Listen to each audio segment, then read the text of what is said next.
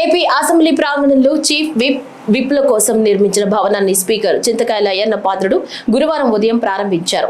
ఈ భవనంలో చీఫ్ విప్ల కోసం 16 క్యాబిన్లు, అదేవిధంగా డైనింగ్, మీడియా పాయింట్ ఏర్పాటు చేశారు. ఈ సందర్భంగా అయ్యన్న పాత్రుడు మాట్లాడుతూ, గత ప్రభుత్వంలో నిర్లక్ష్యానికి గురైన ఈ భవనాన్ని మంత్రి నారాయణ, శాసనసభ వ్యవహారాల శాఖ మంత్రి పయ్యావుల కేశవ్ సహకారంతో పూర్తి చేయగలిగామని తెలిపారు. సుమారు 5 కోట్ల రూపాయల అంచనాతో నిర్మాణం చేపట్టగా కేవలం 3,57 లక్షల రూపాయల వ్యయంతో పూర్తి చేయడం జరిగిందని వివరించారు. ఈ భవన నిర్మాణం పూర్తి చేయడంలో సహకరించిన మంత్రి నారాయణకి, పయ్యావుల కేశవ్ కు కృతజ్ఞతలు తెలిపారు. అదేవిధంగా మీడియా పాయింట్ కు అవసరమైన అన్ని సౌకర్యాలు కల్పించనున్నట్లు పేర్కొన్నారు. సుమారు 5 కోట్ల రూపాయలు ఖర్చు అవుతుందని చెప్పి అనుకున్నాం మేము. అయితే 3,57 లక్షల రూపాయలతోటి పూర్తి చేయడం జరిగింది. పైన రూమ్స్ కానీ మీడియా పాయింట్ కూడా ఉంటే బాగుంటుందని చెప్పి, దీనికి కూడా పక్కన క్యాంటీను ఇవన్నీ కూడా చేయడం కోసం చెప్పి పూర్తి చేయడం జరిగింది. అలాగే పైన 16 ఛాంబర్స్ పెట్టాం. ఇప్పుడే మీరు చూశారు.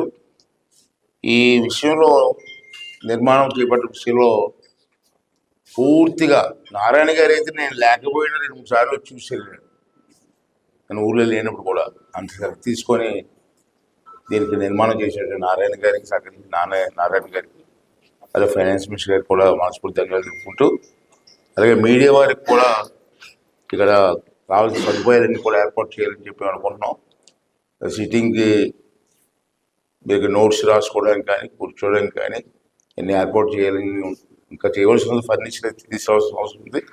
ఇమీడియట్గా అది కూడా చేసి మీకు కూడా ఇబ్బంది లేకుండా చేయడం కోసం ప్రయత్నం చేస్తామని చెప్పి ఈ సందర్భంగా మనం చేస్తూ, మరి ఈరోజు మా అందరికీ కూడా ఆనందదాయకమైన విషయం, వారికి పూర్తిగా సహకరించినటువంటి అలాగే జిఐడి స్టాఫ్ కానీ మున్సిపల్ స్టాఫ్ కానీ అందరూ రోజు వచ్చి పర్యవేక్షణ చేసి త్వరితగతిన పూర్తి చేసినందుకు వాళ్ళందరికీ కూడా మనస్ఫూర్తి ధన్యవాదాలు తెలుపుకుంటూ, గత ప్రభుత్వ హయాంలో అందరూ బాధితులేనని సీఎం చంద్రబాబు అన్నారు. గతంలో తనపై ఎప్పుడూ ఎవరూ కేసులు పెట్టలేదని, ఏ తప్పు చేయరు కాబట్టే కేసులు పెట్టేందుకు భయపడతారని తెలిపారు. శాసనసభలో ఆయన మాట్లాడుతూ, తాను ఎప్పుడూ తప్పు చేయనని, న్యాయబద్ధంగా సరిగ్గా ఉంటానని చెప్పారు. ఎవరైనా తప్పులు చేస్తే మాత్రం వారి గుండెల్లో రైళ్లు పరిగెత్తిస్తామన్నారు. 1924 జరిగినటువంటి హ్యూమిలియేషన్, జైలుకు పోయిన వాళ్ళు, తప్పుడు కేసులు పెట్టించుకున్న వాళ్ళు, రాష్ట్రాన్ని వదిలిపెట్టిపోయిన వాళ్ళు ఒకరుగా అధ్యక్ష, ప్రజాస్వామ్యాన్ని కాపాడాలి అని మాట్లాడిన వాళ్ళందరూ కూడా బాధితులే. ఈరోజు ఇక్కడ స్పీకర్ గారు ఉన్నారు. ఆయన్నైతే నాకు బాగా జ్ఞాపకం, అయ్యన్న పాత్రుడు గారిని. కడాన ఆయన పైన పెట్టిన కేసు అటెంప్ట్ టు రేప్.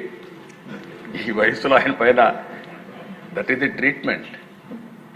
ఆయన ఇంటి దగ్గర అయితే ఎంత భయంకరంగా ప్రయత్నం చేశారంటే, ఇక్కడ ఉండే వాళ్ళందరికంటే 5 సంవత్సరాలు ప్రతి ఒక్క కేసుని ప్రత్యక్షంగా మానిటర్ చేసి, మళ్ళీ నిద్రలేని రాత్రులు, మళ్ళీ వీళ్ళు జైలుకు పోతే బయట వచ్చే వరకు ఇదే పని. అడ్వకేట్స్ డబ్బులు లేకపోతే అప్పులు చేసి కేసులు కూడా వాదించిన పరిస్థితి.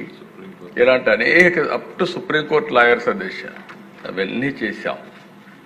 ఇప్పుడు స్పీకర్ గారు బాధితుడే, డిప్యూటీ స్పీకరు బాధితుడే, ముఖ్యమంత్రి బాధితుడే, ఎక్కువండే డిప్యూటీ ముఖ్యమంత్రి బాధితుడే, ఎక్కువండే శాసనసభ్యులు బాధితులే, మంత్రులు బాధితులే. ఎప్పుడు అధ్యక్ష నా మీద ఎవరు కేసులు పెట్టాలంటే భయపడతారు, ఎందుకంటే నేను ఏ తప్పు చేయను కాబట్టి. నా విశ్వాసం ఏంటంటే, నేను తప్పు చేయను, లీగల్గా టెక్నికల్గా పర్ఫెక్ట్గా ఉంటాను. ఎవడైనా తప్పు చేస్తే మాత్రం వాడి గుండెల్లో రైళ్లు బరిగి తీర్చే వరకు, వాడు మారే వరకు వదిలిపెట్టను. అది నా పద్ధతి, అది చరిత్ర కూడా.